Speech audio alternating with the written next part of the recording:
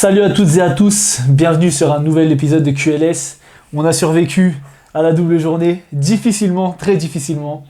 Il y avait beaucoup de matchs, j'avoue, j'ai pas regardé l'Alba Berlin encore une fois, et j'ai sauté un match de Kaunas, je crois. Et pourtant cette semaine, c'était pas mal. Hein. Bon, on va en reparler.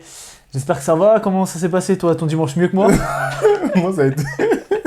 Tu veux nous en parler un peu? Gros, j'ai perdu avec mes petits contre les premiers pour jouer la première place. En plus, ils avaient une pénalité. On fait 43 pertes de balles, gros, c'est hardcore. 43 pertes de balles, 13 sur 33 au lancer. Bref, on perd. Je me dis, vas-y, je vais me rattraper sur mon match. Je me mange une tollée, frère. Une paire de 18, mais il y avait 22-3 au premier carton. Je mets 2 points, je mets 1 sur 10 au tir. Bref, c'était la catastrophe. Je rentre, je veux caresser mon chien, il veut me mordre. Enfin, bref, là, il n'y a rien qui va, là. Il n'y a rien qui va. Ça, voilà. Ça aurait pu être pire, t'aurais pu rentrer et voir... bref. En plus, j'ai pris la pluie. Ouais, voilà, toi, bizarre. Bref. En plus, j'ai pris la pluie. Il n'y a rien pour lui. Bref, on va quand même débriefer parce qu'on reste professionnels. Bien sûr. Nous sommes professionnels et qu'il y a des choses à dire cette semaine. Il y a des choses à dire, donc on s'y met. Let's go. Allez, on commence par les clubs français comme d'habitude.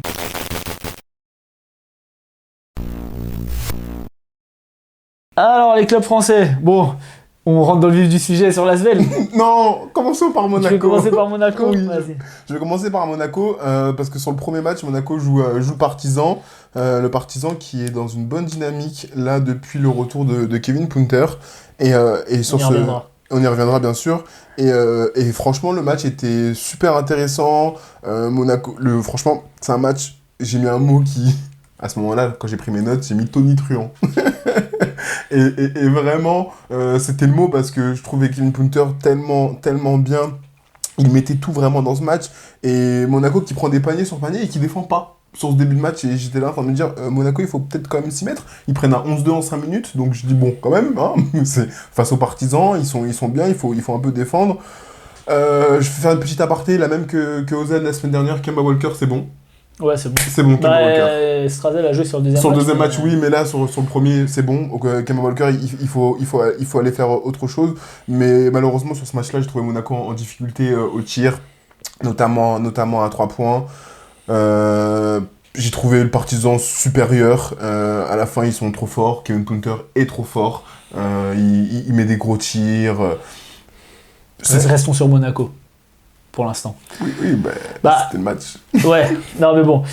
Sur la semaine de Monaco, parce que là, vu qu'il y a eu 18 matchs, on va peut-être pas faire tous les matchs, mais sur la semaine de Monaco, ils font une victoire, une défaite contre le Partizan. Une défaite contre le Partizan en prolongation, une victoire contre Kaunas. Ouais. La victoire contre Kaunas, elle est à l'arraché. Oui. Contre une équipe qui est en galère, franchement, pour moi, ils ont sous-performé.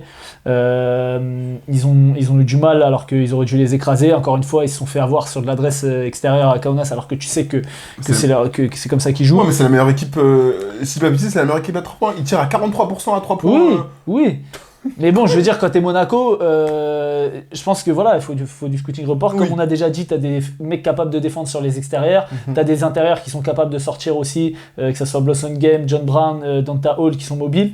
Donc voilà, c'est dommage. Le match contre le Partizan, pour moi, alors c'est un miracle déjà qu'ils aient en prolongation parce que Mike James met 2 tirs à 3 points à la fin. Encore une fois, le Partizan, les 2 journées là, ça a été le thème de pas faire faute quand t'as à -3, à +3, pardon. Ils font pas faute, encore une fois. Mike James met un gros tir à 3 points, enfin il en met 2 gros tirs à 3 points, ils vont en prolongation. Motiejunas qui fait un gros match, un match fantomatique. Quand il joue à Kaunas, là chez lui, c'était vraiment dramatique. Donc voilà, j'étais content de voir Strazel sur le deuxième match, qui en plus fait une bonne entame de match. Une bonne entame de match, qui voulait pas donner la balle à Mike James, mais il mettait la balle sur il mettait la balle sur Blossom Game ou sur des avantages de taille et tout. Franchement, après la deuxième mi-temps, c'était un peu plus compliqué pour lui, mais voilà, c'est bien de le voir. Je suis content de le voir. Monaco s'en tire à 1, mais franchement, pour moi, la semaine de Monaco, elle est pas hyper encourageante, on va dire. J'ai pas senti de la domination, même si le Partizan c'est une équipe qui revient bien. Contre Kaunas, tu dois faire un statement, et ils l'ont pas fait. Clairement, ils l'ont pas fait. Après, pour moi, comme on en parle très souvent, quand on parle de l'Asvel, on y reviendra, Kaunas, ils sont 14e au classement, mais c'est une équipe qui joue. C'est une équipe qui joue, on connaît leurs forces, on connaît aussi leurs faiblesses. Là, je trouve qu'ils sont capables d'avoir cette alternance, et contre Monaco, c'est ce qui s'est passé. Monaco essaye de défendre à un moment, et Kaunas va tirer à 3 points, et aussi va agresser dans la raquette, notamment par l'intervalle de... Comment ça s'appelle ? Moté Younes? Non. Alpha Diallo? Biroutis. Kaunas. Par Biroutis. Donc ça aide en fait. Ça aide d'avoir cette alternance dans le jeu. Et après, comme je dis souvent, une victoire c'est une victoire. Alors oui, ils peuvent faire mieux, mais ils prennent ce match-là contre le Partizan. Ah, mais tu vois le jeu offensif en deuxième mi-temps de Monaco, c'est catastrophique. Oui, c'est dramatique. C'est du 1 contre 1, c'est des possessions forcées, c'est des tirs forcés. Alors il y a Blossom Game qui met un gros tir à la fin, mais voilà, Alpha Diallo qui fait aussi une grosse deuxième mi-temps, mais moi je suis pas, comment dire, Monaco est pas encore, on croyait qu'ils avaient trouvé leur rythme, il y a eu un petit coup d'arrêt, mais je les trouve un petit peu en retard par rapport à des équipes comme le Barça, le Real, même Bologne, et l'Olympiakos qui, même quand ils perdent des matchs, proposent toujours un jeu, ils ont un fond de jeu qui est correct. Enfin, qui est plus que correct, qui est excellent. Après le jeu de Monaco, on en parle très souvent, on sait ce que c'est, tu vois, l'académie de jeu de Olympiakos. Mais l'année dernière, tu fais 3ème d'Euroleague, cette année, tu as Mike James qui a un niveau MVP, tu domines pas tant que ça l'Euroleague, et il y a des équipes, j'ai l'impression quand même, qui se sont renforcées et qui ont progressé. Le niveau de l'Euroleague, tout le monde le dit, a progressé. Donc, à voir. Ce que je veux dire, c'est que pour moi, Monaco n'est pas encore au niveau auquel il doit être. Oui. Monaco n'est pas encore au niveau. Ils peuvent progresser. Ils sont bien au classement, ils sont bien classés. Ils doivent être quoi? Ils sont 5e. Oui. Ils sont 5e à 8-5, donc 4e égalité avec Baskonia. C'est très bien, hein, c'est mieux que Lasvel, c'est sûr. Mais dans le contenu, pour moi, il y a des améliorations à faire. Après, c'est que le début de saison. Pour l'instant, ils sont 5e, ils sont égalité pour le top 4. Voilà, c'est bien, ils auront l'avantage du terrain en play-off s'ils concrétisent leur 4e place. À voir. Autre chose à dire sur Monaco? Non, on est bon là-dessus. On peut découper Lasvel. On peut aller à Lasvel. Lasvel, j'avais annoncé 2 victoires contre le Maccabi et contre Valence. Et comme je connais très bien le basket, 2 défaites. Regardez la vidéo, regardez ce que j'ai dit. 2 défaites. Je vais reprendre ce que j'ai dit. Alors reprends ce que tu as dit. L'Asvel, c'est une équipe tremplin et pour l'instant, ils sont à leur place. Ils sont à leur place. Et ces 2 matchs-là nous ont montré qu'ils étaient à leur place. Moi, je suis pas d'accord avec ça. Parce que contre le Maccabi, ils doivent le gagner le match. Ils font une première mi-temps qui est très bonne, tant en attaque que défensivement. Et j'ai rien à leur dire, sauf qu'ils sont pas capables de répéter ces efforts-là sur 40 minutes. Et le problème, c'est qu'en deuxième mi-temps, ils se font découper, ils prennent pas les rebonds, ils gâchent des possessions. Sur la transition, Maccabi a fait... C'est quoi Maccabi? Wade Baldwin, Lorenzo Brown, Bonzi Colson, c'est des mecs... Josh Nibo, relou au rebond. Oui, non, Josh Nibo, mais c'est quoi leur fond de jeu? Sur quoi ils sont forts? 1 contre 1, pick and roll. Et transition. Transition, ouais. Qu'est-ce que Lasvel leur a donné? 1 contre 1, pick and roll et transition. Enfin, au bout d'un moment, moi, je comprends pas. Je suis pas genre professionnel. Il y a des joueurs qui sont mieux placés que moi, il y a des coachs qui sont plus intelligents que moi. Mais nourrir le Maccabi qui n'a pas beaucoup de fond de jeu, qui joue sur des individualités, des fortes individualités, mais des individualités, au bout d'un moment, on peut pas les nourrir de ça. Et c'est ce qui s'est passé.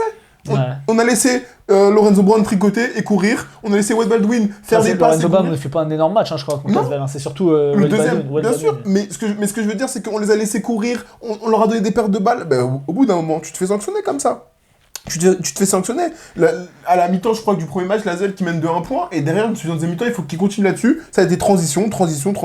Ils se sont fait découper au rebond. Ils se sont fait marcher dessus. On parlait de James Nibo, pardon. Juste avant, il les a massacrés. Je crois que le Maccabi prend 15 rebonds offensifs. Au bout d'un moment, des lay-ups solo. Moi, la dernière action, elle m'a rendu folle. Je sais pas si tu l'as en tête. Il y a, comment ça s'appelle, Nando De Colo qui défend. Qui pour éviter que la balle rentre sur le terrain, la balle passe au-dessus et il y a un mec de Maccabi qui a un lay-up tout seul. Et c'était à l'image du match de Lasvel, c'est-à-dire voilà, si tu veux jouer, on défend pas et on marque plus de paniers, à ce jeu-là, le Maccabi est plus fort. Ouais. Mais tu vois, pour moi, Lasvel, ils sont à égalité ou à +1, un truc comme ça, à 40 secondes de la fin. Ils ont plusieurs munitions et ils ont des tirs grands ouverts et ils les mettent pas. Et Maccabi, comme tu dis, ils ont eu une chance de passer devant, ils l'ont pris. Et donc du coup, moi, c'est ça qui me frustre sur ce match-là encore plus, parce que Lasvel doit gagner ce match 1000 fois et le perdre, parce qu'on dirait à la fin, ils veulent pas gagner. Pourtant, ils sont dans le match. Il y a des joueurs qui font des gros matchs. ils arrivent quand même à produire du jeu, mais à la fin, quand il faut mettre les tirs, eh ben, ils les mettent pas. Mais ils mettent pas les tirs, ils tiennent pas en duel. Ils tiennent pas en duel. Il y a des layups tout seuls, il y a des dunks faciles dans la troisième. Non, au bout d'un moment, mettre des tirs, c'est une chose. Mais tu peux rater des tirs et derrière tenir en duel. Ils tiennent pas un duel, je te jure. Tu regardes la dernière minute, c'est scandaleux. Il n'y a pas un mec pour tenir un duel. Chelsea, il se fait déborder. Nando De Colo, il se fait déborder, etc. Au bout d'un moment, à ce jeu-là, après, je peux comprendre que Lorenzo Brown et Wayne Baldwin, c'est fort, hein, mais prendre un panier, layup ouvert sur une remise en jeu, il n'y a personne pour défendre, il y a Baleda à l'opposé, il n'y a même pas une faute ou quelque chose, c'est inadmissible. Bah, tu vois, moi, il y a un truc qui me saoule aussi, c'est que Bonzi Colson, il met 15 points. Il met pas mal de petits tirs à mi-distance dans la fin de match. Il prend une anti-sportive parce qu'il tombe sous les pieds de Chelsea sur un tir. Sauf que ça, il le fait 2 fois dans le match. Donc normalement, il est censé avoir 2 anti-sportives. Normalement, il est censé ne pas jouer la fin de match.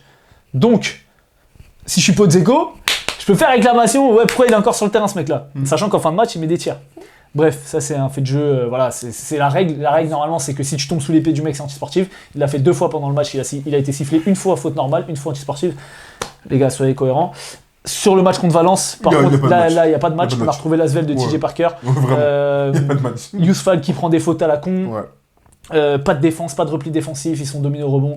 Voilà, alors que Valence c'est une équipe en perdition. Non mais c'est vrai, alors là sur la semaine non, mais ils étaient en galère, ils étaient sur 6 défaites d'affilée, un truc comme ça. Ouais 5, mais là ils sont à 7-6, ils se replacent. Oui parce qu'ils avaient commencé à 5-1, donc, et ils étaient à 5-6 du coup, ils avaient perdu 5 matchs d'affilée. Donc la semaine de l'Asvel, c'est la merde, et moi je tiens à dire que maintenant je ne crois plus en eux, parce que ils m'avaient montré du beau jeu, etc. Et le match contre le Maccabi, c'était un match vraiment pour moi qu'il fallait prendre. Comme j'avais dit la semaine dernière, c'était un match qui... Quoi ? On est le 10 décembre et c'est que maintenant que tu crois plus en eux. Non, mais je suis désolé, depuis l'arrivée de Podzeko, et j'en parle souvent avec Philly, c'est que... On me dit, ouais, je suis trop pour l'Asvel et tout. Je suis pas pour l'Asvel, je m'en fous, moi je suis pour Campazzo. Mais c'est vrai que dans le jeu, tu vois la différence entre le début, les 4-5 premiers matchs avec TJ Parker et depuis que Podzeko est arrivé. Dans le jeu, il propose des choses, il y a une hiérarchie qui est établie, ils s'appuient sur les intérieurs, ça défend mieux, ça replie et tout. Donc je me dis, vas-y, tu peux en prendre quelques-uns, tu vois, contre des équipes qui sont pas au top de leur forme. Maccabi, c'était le cas. Mais là, tu vois, sur ces fins de match, encore parce que quand ils perdent le Barça, c'est le Barça, tu vois. Mais là, sur ces fins de match, j'ai vu, ils ne veulent pas gagner. Et c'est mental. Et en fait, on en parle souvent en NBA et tout, il faut apprendre à gagner. Tu vois, faut apprendre à gagner. Et eux, pour l'instant, ils n'ont pas appris à gagner. Mais alors, je suis pas d'accord sur ces mentales, ils veulent pas gagner, je suis pas d'accord là-dessus. C'est pas qu'ils veulent pas gagner, ils ne peuvent pas. Moi, je suis désolé, quand t'as des tirs grands ouverts pour Nando De Colo à la fin de match pour Chelsea, alors que c'est un mec, c'est des mecs qui sont. Bah ouais, mais c'est mental. C'est pas que ça. Pourquoi ils ratent ces tirs-là ? Pour moi, c'est pas que ça. C'est-à-dire que au basket, oui, tu dois mettre des paniers, bien sûr, mais c'est pas que ça. Quand tu vois la performance contre Valence, tu te dis pas, il y a eu un truc de. Ah vas-y c'est bon, lâche l'affaire. Ah mais ça oui, ils ont lâché, mais contre Valence, ils se font découper dans tous les sens, tout est verrouillé. Non mais pour moi la défaite contre le Maccabi a fait énormément de mal, moralement parlant, parce que c'est encore un match où, comme je t'ai dit la semaine dernière contre le Barça, t'es dans le match, tu perds, c'est le Barça. Tu dis vas-y on va bien jouer contre le Maccabi, tu joues bien, t'as les balles pour gagner le match, tu perds, encore une fois, t'es sur 5 défaites d'affilée, je crois, un truc comme ça. Et derrière t'arrives contre Valence chez toi, et tu vois, ils y sont plus les mecs. Tu vois qu'ils y sont plus. Et c'est dommage, parce que franchement, ils avaient relancé le truc, et là j'ai peur pour la suite. Moi, perso, j'ai peur pour la suite. Moi, je n'ai pas peur. Comme je l'ai dit... non, mais ce que je veux dire, j'ai peur, dans le sens où, à mon avis, ça va être que des matchs contre Valence, et pas des matchs comme tout ce qu'on a vu contre le Barça, Maccabi, etc.